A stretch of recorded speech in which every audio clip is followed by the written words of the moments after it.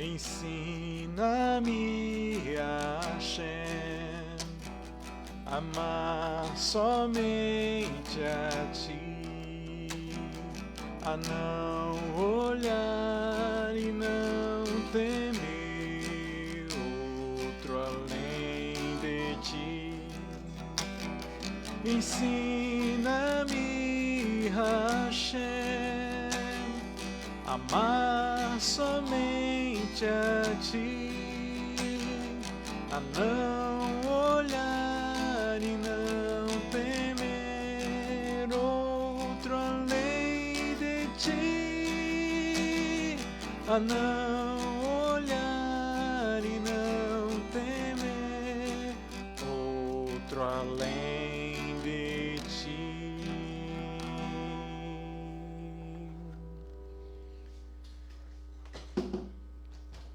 A Parashá se chama Hukat, né?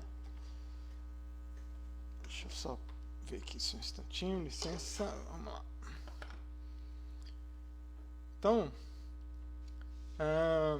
primeiro a gente tem que entender, eu já vou começando entrando no conteúdo de hoje, tá? Que eu queria trabalhar com vocês aqui. Existem 3 categorias de mitzvot. Mitzvot é mandamento, né? Então são 3 categorias. As mitzvot da Torá geralmente pertencem a uma dessas 3 categorias. A primeira delas é mishpatim, leis civis. Mishpatim são leis divinas que promulgam a segurança e a sobrevivência da sociedade humana. Incluem, por exemplo, a proibição de roubar e matar. Geralmente mishpatim é aquela lei entre o homem e o seu companheiro, né? São coisas que a sociedade, através da sabedoria humana, né, que Hashem incutiu em cada ser humano, ele consegue chegar a essa conclusão de que não é bom matar, não é bom roubar. Inclusive eu estava acompanhando a Índia na internet, no YouTube, acompanho ela estava falando que o avô dela pertencia a uma tribo que era uma tribo que era, como é que é o nome, gente? Canibal. E aí ele falou que o avô, ela contando que o avô dela, através de muita reflexão, começou a entender que aquilo era errado, né? Que quando vencia uma tribo vencia a outra, pegava e matava aqueles oponentes e fazia um churrasquinho literal com o pessoal, né? Os que eram vencidos. Então o avô dela começou a entender que aquilo era errado, entendeu? E ele, no meio da selva, falou: eu não quero mais participar disso, estou fora. Então isso representa que Deus, ele tem dentro do raciocínio humano, através da própria natureza, o homem, ele chega à conclusão de que aquilo é errado, de matar um ao outro errado, né? Então essas leis que a gente chega por nosso próprio raciocínio é chamada, né, com relação do homem com seu semelhante, é chamada de mishpatim. A segunda são os edut, que são os testemunhos, né? Se uma mitzvah testemunha um evento, alguém chegou aqui, Marcelo. Shalom, Marcelo, shalom. Então, esse tipo de mandamento, edut, são os testemunhos, né? Se uma mitzvah é mandamento, testemunha um evento histórico ou algum aspecto da nossa fé, é chamada de edut, testemunho. São exemplos a mitzvah de observar o Shabat, que atesta a nossa crença de que o Todo-Poderoso criou o mundo em 6 dias, observar as festas, Yom Tov, pois comemoram o êxodo do Egito, as mitzvot de Tzitzit, né? A gente sabe que Tzitzit são para lembrar dos 613 preceitos dos judeus, Tefilim, que são também chamadas de testemunhos, né? Que demonstram nossa crença na soberania de Deus. Então, são outra categoria de mandamentos. E a terceira categoria dos mandamentos é chamada de Hukim, né? Os decretos divinos que entram na categoria de Hok, que é o singular, o plural é Hukim. Classifica-se todas as mitzvot cujo propósito ou significado não são compreendidos pela inteligência humana. Então há categorias de mandamentos que a gente não consegue entender ou porquê de eles terem sido ordenados. Então esses mandamentos são chamados de Hukim. Esta categoria de mandamentos é a mais difícil de respeitar. O Talmud nos diz que essas são as leis que a má inclinação, que no hebraico aqui a gente chama de Yetzer Hará, e as nações do mundo tentam contestar. Se não compreendemos o motivo de alguma coisa, é tentador achar pretextos para não fazê-la. Quando tentamos explicar nossa religião aos não-judeus, as leis que não têm um motivo óbvio são as mais difíceis de compreensão. Então é muito fácil, né, a gente compartilhar com uma pessoa que não conhece a Torá, né, falar sobre as leis de não matar, de não roubar, de respeitar a família, né, não maltratar os animais, porque são preceitos lógicos, né, são preceitos que a gente chega através do próprio raciocínio, a gente também concorda com a Torá, né? Agora existem esses tipos de mandamentos que é difícil você explicar, como é o caso desse mandamento da vaca vermelha que a gente vai ver hoje, né? Estão acima, chamada de supra-racionais, esses mandamentos que a nossa razão não consegue alcançar. O fato de um mandamento não ter um motivo óbvio torna seu cumprimento um ato de fé, muito mais ainda.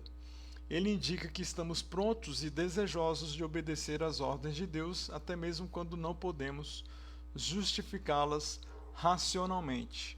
Então é nesse ponto aqui que pega a questão da fé, né? O judaísmo não é muito ligado ao negócio de acreditar na fé cega e de você se lançar sem entender as coisas, mas existem alguns poucos mandamentos que a nossa racionalidade não consegue alcançar e que a gente faz por fé, né? A gente que eu estou falando aqui são os judeus, porque, né, a gente nunca fez esse mandamento da Hukat, por exemplo, da vaca vermelha, né?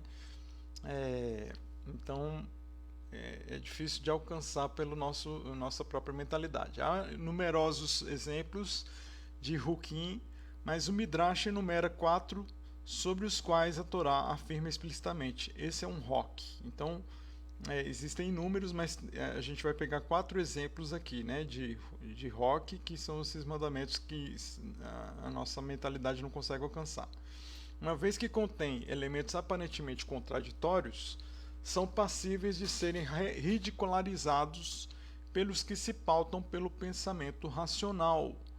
Por isso a Torá aconselha o judeu a dizer a si mesmo: isso é um Hok, eu não tenho direito de questioná-lo, né? Então, o pensamento racional, né, você tem esse relacionamento, às vezes, que o judeu tem com a mentalidade greco-romana, que é muito racional, né? Você vê várias vezes, inclusive, linhas do cristianismo, por exemplo, que são muito acadêmicas. O problema é que às vezes o mandamento está acima da racionalidade humana, né? E enquanto essa interface com o cristianismo, às vezes o cristianismo não consegue entender, a mentalidade greco-romana não consegue entender algumas coisas, porque justamente há uma parte da Torá que é supra-racional, né? Isso aqui é uma análise minha, eu posso estar enganado, né?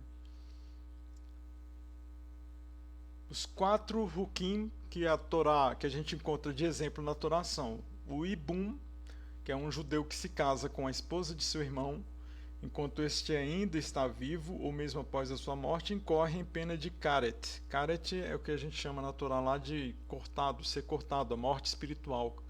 Então quer dizer, ele vai morrer cedo e os filhos deles não vão ser judeus, né? Então é essa penalidade de Karet que a gente vê na Torá. Contanto que seu irmão tenha tido filhos.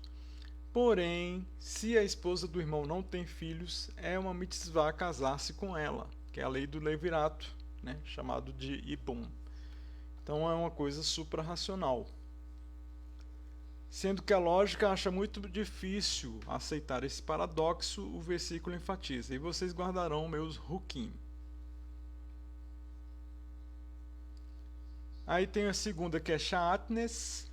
A Torá proíbe vestir-se com roupas que contenham mistura de lã com linho. Não obstante, é permitido vestir um traje de linho em cujos cantos haja tzitzit de lã atados. Por mais questionamentos quanto a esta exceção, a Torá declara: no que concerne a mitzvah de Shaatnes, vocês guardarão meus hukim. Né? Esse aqui é um estatuto, não tem o que se questionar, porque está acima da nossa capacidade de entender. Então é isso. Com relação a tzitzit, a gente viu inclusive na paraxá anterior sobre tzitzit, né? O tzitzit pode ser de algodão e a roupa de linho, que não vai ter problema. Então está acima da lógica.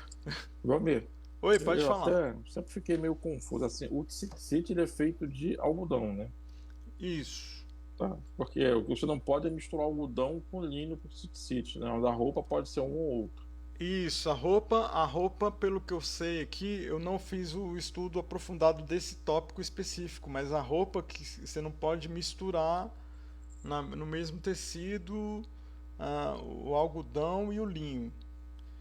Mas eu vou te ficar devendo maiores detalhes sobre esse assunto, tá? Que eu Não, tô falando também, aqui de memória meio. mas eu também tenho que estudar, mas é bom anotar isso. É uma coisa que esse detalhe sempre passa despercebido por mim. É,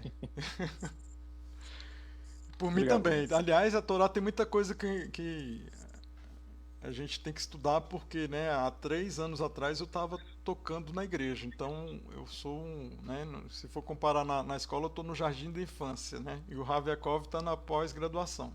Então, eu acho que todo mundo aqui está nesse nível mais ou menos. O terceiro nível é o bode para Azazel. Né? Um bode era enviado à morte como parte do serviço de Yom Kippur, purificando o povo judeu de seus pecados. Ao mesmo tempo, purificava o agente que o enviava, né? Parecido com o da vaca vermelha. Né? Por conseguinte, esta lei é chamada de um roque eterno. Né? Lá em Vaikra 16, 29. Esse Pode falar, pode falar. é Azazel, é isso mesmo, né? Azazel. É Aí ele aqui tem mesmo. uma discussão o que é Azazel, né? Azazel aí para alguns é um precipício, para outras opiniões uma entidade, né? Um espírito oponente, né? Que é um acusador que recebe como se fosse uma propina, vamos dizer assim. Eu estou falando de uma maneira grosseira, mas como se fosse um presente para ele abrandar a acusação diante da corte, né, celestial. Então temos duas opiniões sobre o que é esse Azazel, tá? Aí eu vou deixar aberto que eu não vi ninguém fechando uma categoria explicando direitinho isso aí. Essas duas opções que eu sempre ouço os nossos rabinos falarem. Aí a quarta é da vaca vermelha, que é justamente de hoje, né? Que fala das cinzas da vaca. Isso aqui a gente vai ver mais profundamente daqui a pouquinho. Os Hukim, contudo, não são leis sem razão. A sua lógica, porém, é divina. Os maiores dentre nosso povo foram capazes de compreender algumas delas. Assim, o fundamento racional por trás das leis da vaca vermelha foram reveladas de maneira divina a Moshe. O rei Salomão, por outro lado, que pesquisava as razões por trás das mitzvot, né, que são os mandamentos, e encontrou explicações para todas as outras, professou que esta mitzvah era incompreensível. Então a gente sabe que o rei Salomão ele descobriu, por exemplo, por que a lei de abate de animal tinha que ser na nuca, né, tinha que ser no pescoço. Aí ele descobriu que era porque ia pegar a artéria com, né, a traqueia, não sei o que. Ele tem explicação técnica sobre isso, ele conseguiu chegar a essa conclusão. E com relação a outros mandamentos, ele conseguiu entender o motivo por trás, né? Mas com relação especificamente à da vaca vermelha, ele reconheceu lá em Michelet, né? Aliás, em Eclesiastes, não foi em Michelet não, foi em Eclesiastes, Kohelet que se eu não me engano 7 alguma coisa, ele reconhece que não conseguiu decifrar o mandamento da vaca vermelha. Então a gente vai ter algumas alusões acerca dessa mitzvah, da vaca vermelha. Apesar de a mitzvah da vaca vermelha ser inescrutável até a vinda de Mashiach, quando Deus revelará aos judeus as razões de todas as mitzvot, inclusive desta, né? A Torá nos fornece algumas indicações. Então a gente vai ver algumas indicações que são bastante interessantes sobre a razão dessa mitzvah. Então, certa vez, o pequeno filho da empregada, os judeus gostam de explicar as coisas com parábolas, né? Então, começa aqui falando sobre essa pequena parábola que é bem interessante. O pequeno filho da empregada do palácio, brincando, sujou o brilhante chão do palácio. Onde está a mãe deste traquina? Né? Gritou o rei. Que venha e limpe a bagunça do seu filho. Então, similarmente, o Todo-Poderoso proclamou que a mãe, que é a vaca, expie a impureza criada pelo bezerro de ouro. Por isso, apenas uma fêmea é aceitável como vaca vermelha, enquanto que para outros sacrifícios, tanto machos quanto fêmeas podem ser escolhidos. Então, eu achei muito interessante isso aqui, como uma alusão ao pecado do bezerro de ouro, né? E a gente vai ver algumas correlações que existem sobre as duas situações, né? Os seguintes pontos também demonstram a correlação entre a vaca vermelha e o pecado do bezerro de ouro. Uma vez que todos os homens doaram dinheiro para a feitura do bezerro de ouro, requer-se de todos eles que contribuam para a aquisição da vaca vermelha. Esse dinheiro provém do tesouro do templo, constituído na contribuição anual do meio shekel de cada judeu. A gente sabe que anualmente havia a doação de meio shekel pela redenção da alma de todo judeu. Então, com esse meio shekel é que eles faziam esse sacrifício da vaca vermelha. Deus ordenou que a primeira vaca vermelha que fosse queimada por Elazar, filho de Arão, em vez do próprio Aharon, pois Aharon participara do pecado do bezerro de ouro. Então, em vez de ele fazer o sacrifício, quem teve que fazer foi Eleazar, filho de Aharon, né? A vaca deve ser vermelha, pois a cor vermelha sempre indica o pecado, e a cor branca sempre simboliza a pureza. Ao olhar a vaca vermelha, os judeus recordam-se de seus pecados. Mais ainda, o ouro tem um reflexo avermelhado, a vaca vermelha expia o ouro que o povo doou para fazer o ídolo, em forma de bezerro de ouro. Então a gente vê sempre um paralelismo bem interessante entre as duas situações, né, da vaca vermelha e do bezerro de ouro. A vaca precisa ser perfeita, indicando que antes de os judeus cometerem o pecado do bezerro de ouro, eram perfeitos, pois tinham acabado de receber a Torá. Quando pecaram, perderam a perfeição. Então eles tinham acabado de receber a Torá e eles estavam no estado, a tradição diz que era o estado de perfeição, era um estado em que o mundo estava como no Éden, né? E quando eles fazem o pecado do bezerro de ouro, o mundo recai novamente e a Shekhinah se afasta do mundo, e ali vai ter toda uma história de restauração, né? A vaca é queimada para recordar o bezerro de ouro que foi queimado por Moshe. O enigma da vaca vermelha, porque purifica e impurifica ao mesmo tempo, contém uma importante lição. A gente sabe que a vaca vermelha, quem participava do ritual, o sacerdote que fazia, né, o sumo sacerdote também, ele se impurificava, enquanto a pessoa que se sujeitava àquilo se tornava puro, né? Então ele vai explicar aqui qual a lição, né? Um dos mistérios filosóficos é a coexistência do bem e do mal, felicidade e tragédia neste mundo. porque homens virtuosos são expostos a sofrimentos excruciantes, frustrou e desconcertou profundamente até o maior dos profetas. Então, sempre essa dificuldade que nós temos de entender a felicidade e a tragédia neste mundo, né, coexistindo, né? Então, incapaz de explicar as contradições da vida, as nações idólatras atribuem sua origem em divindades duplas.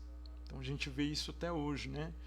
Uma que traz bênçãos sobre a humanidade e a outra má. Então, na cabeça, por exemplo, de um zoroastrista, no Zoroastro, né, uma religião que é bem antiga, da Pérsia, inclusive até hoje muitos na Pérsia, no Irã, guardam essa religião. Na cabeça deles o mal e o bem estão em constante luta, né, e acaba que o cristianismo herdou um pouco disso, né, na figura do Satã, que luta contra Deus, né, o bem e o mal lutando entre si. Então a gente vê muitas religiões tentando explicar o mundo, né, o bem e o mal no mundo que eles veem como uma luta entre forças, entre dois oponentes praticamente da mesma força, né? E enquanto o judaísmo não, o judaísmo ele trouxe essa dualidade do bem e do mal para dentro do ser humano, que é a luta do Yetzer Hará e o Yetzer Hatov. A luta da sua má inclinação e da sua boa inclinação estão dentro de você, né? E que o Tânia chama isso de a gente de mediano, né? Ele tem um termo lá que eu esqueci agora, de Benoni. Benoni é a pessoa que tem essa luta, que tem uma luta entre o bem e o mal. Na verdade, nem Benoni, porque o Benoni conseguiu vencer o mal. Apesar de haver uma luta, ele conseguiu vencer como se o Flamengo vencesse de 5-0 no Fluminense. Eu não torço para time nenhum, que deu um exemplo aleatório, tá? Mas é mais ou menos isso. A gente tem uma luta entre nós interior. Já outras religiões não. Eles colocaram essa luta no mundo externo, e a gente sabe que pela Torá essa luta não existe, porque Deus é que forma tudo. Ele forma o mal, ele forma o bem, ele forma tudo. É ele que está mantendo toda a realidade, desde a mínima partícula de toda essa existência aqui só existe porque ele que mantém, né? Então essa luta entre bem e o mal é somente na nossa perspectiva interna. Não existe essa luta. Tudo isso, tudo que ocorre ao nosso redor é Deus quem faz. E eu sempre abro aqui a oportunidade para vocês quiserem comentar. Vocês podem fazer, tá? Comentar ou pelo microfone ou pelo chat, ou fiquem à vontade para quando quiserem comentar, contribuir, tá bom? Eu queria. Pode falar. É porque você falou aí da questão do bem e do mal. Só que uma vez eu vi até o Rabiakov falando que é o seguinte, que existe sim vamos lá, fala o anjo da morte, né? Que aí tem algumas nomenclaturas. Que existe alguns operários dele também. Mas do jeito que você falou, que ele foi criado por Deus, porém que ele tem ali a obra dele para trabalhar contra. Uhum. E o nosso grande desafio, no caso, é não só a gente brigar com o nosso instinto ruim, mas como essas outras forças também. Como aconteceu com a questão do Jó, por exemplo. Teve aquela aposta que o anjo, até então fez com Deus, não foi bem uma aposta, né? Uhum. Foi. Mas Pode aí falar, mas não é, mas justamente, mas não é, pelo que eu entendi, tá? Se eu tiver equivocado aí, até uma dúvida. Uhum. E até assim, por que Deus criou ele também? Como você falou, Deus criou, ele está acima do bem e do mal, mas eles têm essa grande instituição, posso dizer assim, e tem os operários dele também. Só que a gente está sempre tem que colocar Deus acima de tudo. Mas que eles não deixam de ter o seu papel, como teve lá com o Jó. Aí a gente não tem que só vender, pelo que eu entendi, tá? Uhum. Não só vencer o instinto ruim, o Icerará, não é isso? Como Isso. também essas outras instituições. Isso, eu lembro de uma parábola que ele contou, o Ravekov contou, que eu acho muito ilustrativa sobre esse tema. Ele fala que um rei, ele queria colocar o príncipe, o filho dele, como rei no lugar dele. Aí ele contratou um homem para fingir ser ladrão, um bandido, para entrar na corte, e ele queria ver a reação do filho dele. Ele contratou e ia pagar bem esse rapaz para fingir, para ser um ator, né, para ser esse bandido. E ele entrou, e o bandido entrou na corte na madrugada, e o filho dele foi lá, lutou contra o bandido, entre aspas, e venceu, né? Então o bandido ficou super feliz, né? E tal, poxa, o príncipe me venceu. Então ele, por trás de todo aquele cenário, o ladrão estava torcendo pelo príncipe. Então é mais ou menos isso que acontece. Hashem, ele separou o mais alto anjo para fazer a oposição para o ser humano, né? Então é isso. O Satã é justamente o opositor. Mas o Satã é altamente, você vai ver em Jó, ele é altamente obediente. Não existe essa figura de uma rebeldia de Satã contra Hashem, como outras religiões falam, né? Ele é altamente, ele não jamais faria uma rebelião, porque ele é completamente anulado diante da vontade de Hashem. Deus fala, ó, toca na vida de Jó ali, mas toca só coloca só a doença. Ele vai lá e faz ips literis o que Hashem mandou. Ele não desobedece. Então, aí o Ravekov fala que nas altas patentes a revelação de Hashem é muito mais clara para esses poderes da oposição e de alta santidade, né? Mas quando vai chegando nos níveis mais mais grotescos, vamos dizer assim, eles acabam torcendo de fato ali, né? Esses soldados de baixa patente acabam torcendo de fato para a gente perder a batalha. Mas não deixa de sair tudo do controle, tudo está sob controle detalhado de Hashem.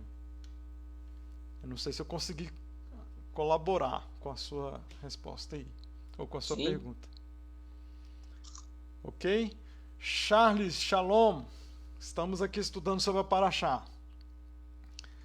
Então, por essa razão, os modernos reivindicam que o universo não tem poder que o governa. Então, é o que a gente vê, shalom,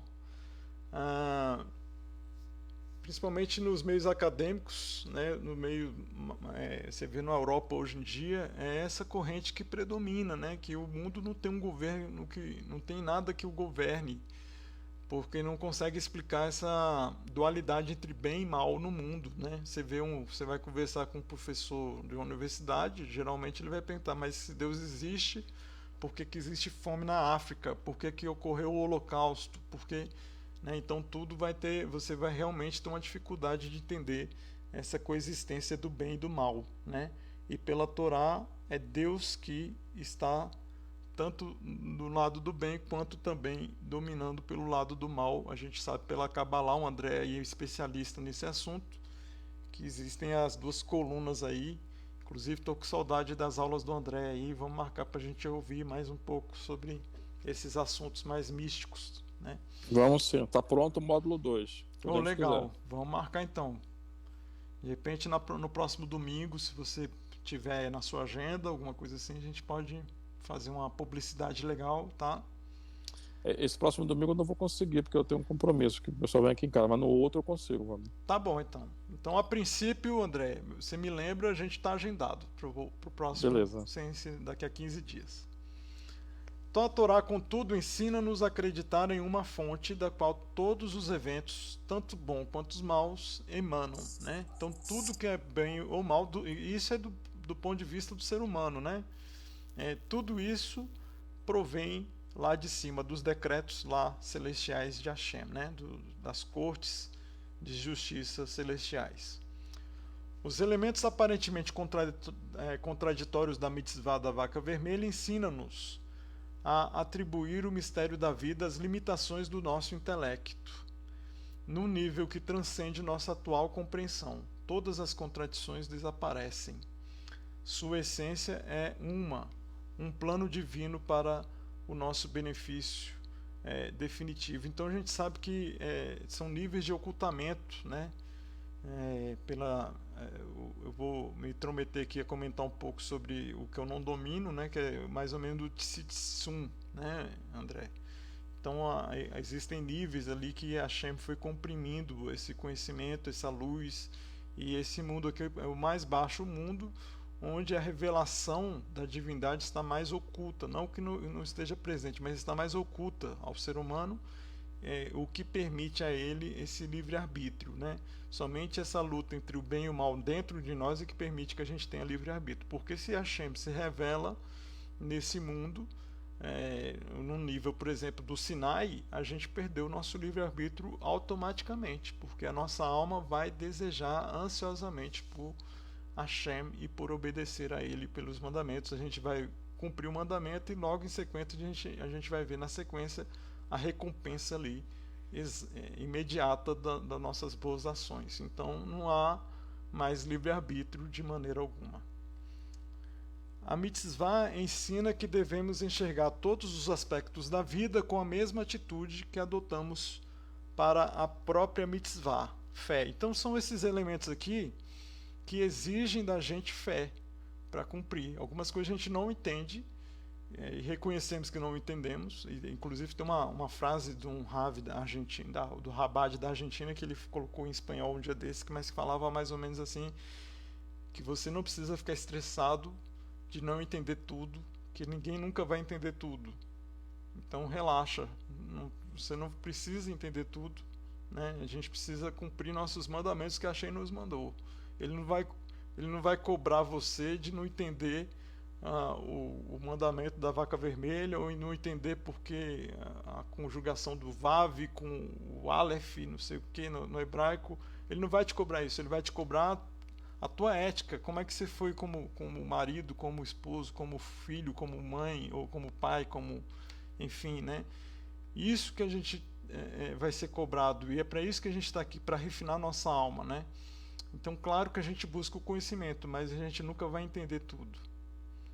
Inclusive, várias coisas que eu já perguntei para o Rav Yaakov, ele perguntou para os rabinos de Jerusalém, porque ele reconhece que não sabe.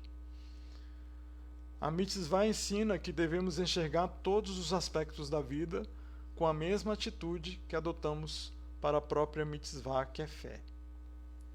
Os judeus receberam a mitzvah da vaca vermelha pelo mérito de Avraham. Quando os 3 anjos visitaram Avraham, ele correu para abater e preparar uma vaca, né? A gente sabe que Avraham estava lá na tenda, ele tinha acabado de fazer a Brit Milá, a circuncisão. Chegaram 3 anjos, que parece que foi Rafael, Miguel e Gabriel, se eu não me engano aqui a memória, e cada um com a sua função, uma para curar, outra para estabelecer juízo, e outro para anunciar que Sara ia ter um filho, né? E quando eles chegaram lá, seus filhos receberam a mitzvah de utilizar a vaca, porque ele pegou lá e matou a vaca, matou um animal lá para os anjos, né? Aí vai ter uma discussão se os anjos comeram mesmo, se eles comeram carne com leite ali, porque diz que Abraão apenas ofereceu, né? E a gente sabe que a mitzvah é de não misturar carne com leite. Então eles falam que oferecer carne com leite não significa que os anjos comeram carne com leite, né? Porque você tem 2 opções, você pode escolher uma ou outra. Ali tem algumas discussões a respeito disso, que não é o foco do nosso tema hoje aqui. Enquanto Abraham implorava que Deus não destruísse os perversos habitantes de Sodoma, ele rezou: na verdade, não tenho autoridade para discutir com Deus, pois sou apenas pó e cinzas. Então esses grandes homens, quanto maior o homem, mais ele reconhece que é pequeno, né? É totalmente invertido. Então, quando a pessoa reconhece que não é nada, Moisés diz que não é nada, Abraão diz que é pós cinzas, né? Davi diz que é vermezinho, se não me engano. Então, todos esses gigantes, quanto mais eles são gigantes, mais eles reconhecem que são nada, que são pós cinzas, né? Então, Abraão era tão humilde que sempre tinha consciência de que o corpo de uma pessoa não passa de meros pó e cinzas. Deus disse: devido à tua grande humildade, darei a teus filhos uma mitzvah com cinzas, as cinzas da vaca vermelha, ao cumprirem-na, serão perdoados. Então é mérito dele, nós temos esse mandamento. Como recompensa por dizer aos seus visitantes celestiais que água seja trazida para lavar vossos pés, Deus deu aos descendentes de Abraão uma mitzvah com água, que as cinzas da vaca vermelha são misturadas à água. Então os 3 recipientes são devolvidos. Atualmente não temos as cinzas da vaca vermelha e não podemos nos purificar da impureza proveniente da proximidade a um morto. Então a gente sabe que os Kohanim, eles tinham a proibição de não ter contato com o morto, né? Com algumas exceções raras, né? Mas a princípio ele não poderia ter. O Kohanim tem um mandamento específico de Kohanim, o judeu comum tem outros tipos de mandamentos, né? Então a gente vê que Deus coloca na Torá várias categorias, pacotes de mandamentos. O do Kohanim ele tinha mandamentos específicos para contato com o morto. A gente sabe que quando Hashem reconstruiu o templo, vai ser necessário fazer esse sacrifício da vaca vermelha para que os sacerdotes e os levitas possam voltar a desempenhar suas funções. Algum tempo aí, de vez em quando surge aí na imprensa que acharam a vaca vermelha, né, e tal, mas até agora que Deus, né, queira Deus que seja verdade, né, uma hora dessa aí, e a gente veja acontecendo novamente esse sacrifício da vaca vermelha. No entanto, futuramente, Eliahu, o profeta, Eliahu Hanabi, nos devolverá esses 3 recipientes. O recipiente no qual Moshe colocou maná, para lembrar os judeus como Deus os alimentou no deserto por 40 anos, o recipiente contendo as cinzas da vaca vermelha e o recipiente que contém o azeite com o qual se ungiam os Kohanim e os reis. Gente, aqui termina a minha participação e agora eu vou abrir aqui o microfone para a gente conversar sobre, se vocês tiverem alguma contribuição ou questionamento, não sei se eu posso responder, mas a gente pode refletir